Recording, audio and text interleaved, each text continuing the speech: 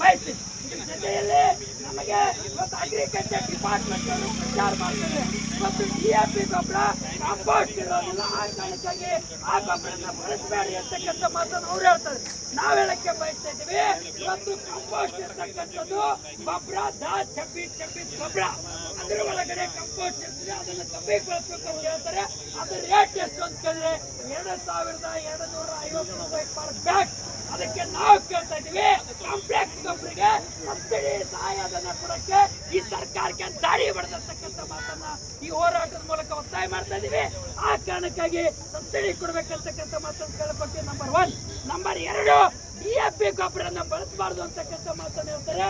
ನಾನು ಕೇಳಕ್ಕೆ ಬಯಸ್ತೀನಿ, ಇವತ್ತು ಕೃಷಿ ತಜ್ಞರು ಹೇಳ್ತಾರೆ, ಮುಂಗಾರು ಬಿತ್ತನೆಗೆ ಹತ್ತಿಗೆ, ತೊಗರಿಗೆ, ಉದ್ದು, ಹೆಸರು, ಸೋಯಾಕ್ಕೆ ಕಡ್ಡಾಯವಾಗಿ 26 ಗೊಬ್ಬರ ಬರೋದಿಲ್ಲ.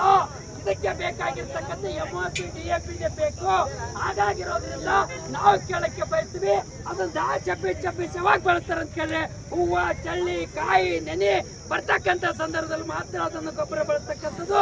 ಇವತ್ತು ಸಂದರ್ಭದಲ್ಲಿ ಇವತ್ತು ಗೊಬ್ಬರ, ರಸಗೊಬ್ಬರದ ಅಭಾವ ಕೃತಕ ಸೃಷ್ಟಿ ಮಾಡಿ ಇವತ್ತು ಬ್ಲಾಕ್ ಮಾರುಕಟ್ಟೆಯಲ್ಲಿ ದುಬಾರಿ ರೇಟ್ ಅನ್ನ ಮಾರಾಟ ಮಾಡ್ತಕ್ಕಂಥ ನೀತಿ ಏನಿದೆ ರೈತ ವಿರೋಧಿ ಧೋರಣೆ ಆಗಿದೆ.